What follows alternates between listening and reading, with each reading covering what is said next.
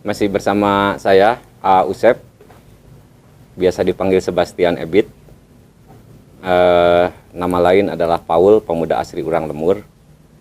Jadi di acara hari ini saya akan membawakan sebuah lagu, bukan sebuah lagu ya.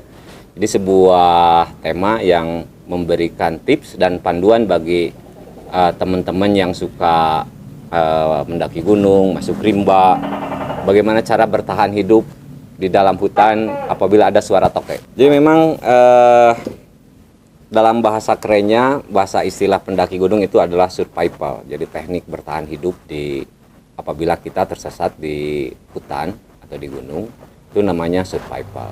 Dan sekarang materi survival itu bisa dibuka, dilihat-lihat gitu ya di HP.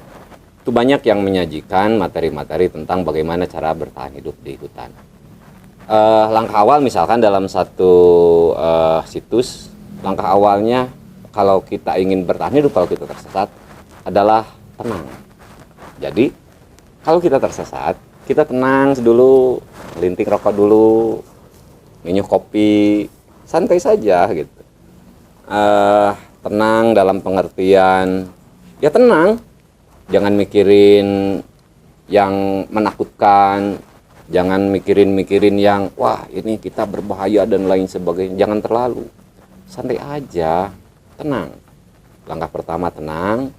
Langkah kedua itu kita berpikir positif. Misalkan berpikir positif itu, jadi pikiran tentang hutang ketika kita ada tersesat di hutan itu baik, karena menjadi motivasi bagaimana kita selamat. Jadi mikirin hutang, mikirin kekasih, mikirin keluarga dan lain sebagainya, itu jadi pikiran-pikiran positif yang bisa menghentikan kita untuk berpikir-pikir yang lain-lain dan bukan-bukan. Tenang dan pikiran positif. Kemudian ada lagi nih langkah berikutnya, bagaimana kita memikirkan apa yang terjadi beberapa menit, detik, jam ke belakang, bagaimana kita bisa tersesat. Nah, begitu ya. Kemudian kita membuat rencana. Rencananya jangan terlalu jauh-jauh, misalkan rencana kita udah besar mau jadi presiden, mau jadi dokter, jangan dulu. Bagaimana rencana setelah kita tenang, memikirkan yang baik dan rencana-rencana berikutnya. Jadi santai aja. Yang paling penting setelah itu, begitu ya. Langkah utamanya tenang, minum kopi dulu. Santai, pikiran reskan, badan disegarkan, pikiran yang positif-positif. Nah, setelah itu observasi atau pikiran kita itu, kemudian tindakan berikutnya setelah merokok ya.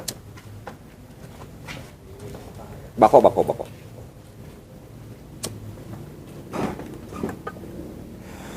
Kita bagaimana memilih jalan. Jadi jalan itu jangan kita pikirkan satu arah lintasan. Mau kemana nih? Jangan kemana, kita berjalan ke satu arah. Jangan berpikir dulu mau mampir ke ATM, ke pasar, ke minimarket. Gak usah. Ketika tersesat di hutan itu jangan berpikir kita mau mampir ke si doi, mau jajan seblak. Gak usah. Kita berjalan aja lurus ke satu arah. Sehingga kita nggak mikirin ke arah-arah yang lain. Memang kalau di hutan itu kita suka saru, tahu artinya saru? Jadi pemandangannya sama-sama, pohonnya sama, menjenuhkan. Jangan dipikirin, kita berjalan ke satu arah. Nantilah simpang-simpang ke sini mah. Gimana nanti? Bentar dulu ya, mati rokoknya. Nah, setelah kita berjalan ke satu arah, bagaimana kita mencari memikirkan sumber air, memikirkan bahan makanan. Misalkan bahan makanan dalam kondisi survival yang bisa kita makan itu misalkan terdiri dari daun-daunan. Dan tahu daun yang paling mudah kita ambil, asal mau aja. Jadi teman-teman bisa langsung ngambil daun tersebut. Misalkan kalau berani daun telinga, kita potong, makan, sumber makanan, asal berani. Kalau tidak, berarti cari daun-daunan yang memang bisa dimakan. Itu ciri-cirinya panjang, bisa dilihat di ngedownload kita. Searching. Bisa itu ciri-ciri dedaunan yang bisa dimakan. Kemudian binatang-binatang bisa dimakan. Misalkan kita nangkap monyet. Nah, kalau nangkap monyet ada jurusnya. Jadi kalau ke hutan kita bawa permen karet yang banyak. Jadi kalau ada monyet sedang ajeng-ajengan, kita dileget sama permen karet. Benyunyut. Nah, bisa dibeli, bisa dimakan gitu. Atau kita bisa makan ular.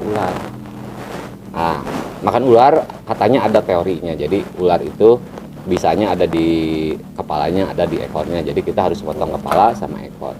Bagaimana menangkapnya? Gampang. Jadi kita tinggal bikin kotak kayak ular tangga kayak gitu juga bisa dimakan. Kalau mau, kalau enggak mah ya enggak usah. Cari perlindungan itu gampang. Misalkan kita bikin lubang kayak kuburan gitu ya, kita legokin, kita bisa berlindung di sana.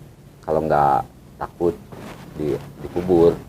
Tapi kalau takut berarti harus mencari gua atau mencari pohon-pohon yang ya bisa digunakan tempat berteduh. Itu namanya bipak kalau nggak salah. Jadi bipak itu ada bipak buatan, ada bipak alami, gitu ya. Kemudian cari penghangatan. Selain perapian, penghangatan itu kan jadi badan harus tetap hangat. Bisa kita membuat bahan jaket buatan di hutan. Misalkan kita mau bikin yang instan dari kulit harimau. Nah, tekniknya begini. Jadi kita jalan-jalan di hutan, mencari harimau yang sedang ngalamun. Kita injak ekornya, lalu kita teriakin, wah, harimau kan luncat. Si kulitnya kan lepas. Nah, bisa kita pakai jaket untuk penghangatan. Kan gampang ya kalau untuk bikin jaket buatan.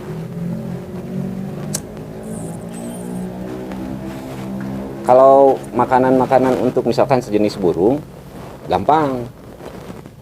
Jadi kalau ke hutan, teman-teman itu harus bawa payung. Jadi ketika ada gerimis, nah payungnya dibuka. Nanti si burung-burung itu kan ikut berteduh, kan tinggal nangkap. Itu nangkap, tinggal bakar. Gampang lah. Jadi tidak usah khawatir bagi teman-teman yang suka main ke hutan, ke gunung, tapi tersesat atau nyasab. Nggak usah khawatir, santai aja. Dia memang pasti memberi tanda-tanda ciri-ciri kalau tersesat. Bisa pakai kode-kode lah, bisa ada ciri-ciri makanan disimpan, bekas makanan disimpan, atau bisa bikin perapian dan lain sebagainya. Yang pasti dalam kondisi survival kita minimal ada jejak-jejak yang ditinggalkan, barangkali nanti ada yang nyusul. Itu juga kalau ada yang rindu, kalau enggak mah jangan mikirin ada yang nyari, dibuang aja, dibiarin meninggal sama orang tuanya. Udah ikhlas lah, harus ikhlas gitu. Nah, kita cari lagi bahan. Banyak materinya di Google ya. Udah itu dulu lah. Pokoknya santai. Kalau mau informasi lebih lanjut bisa datang ke Pak Yana Taryana untuk bagaimana teknik bertahan hidup di hutan itu. Ada namanya Pak Yana Taryana. Orang Cipatujah. Pakarnya pakar, ahlinya ahli. Begitu ya.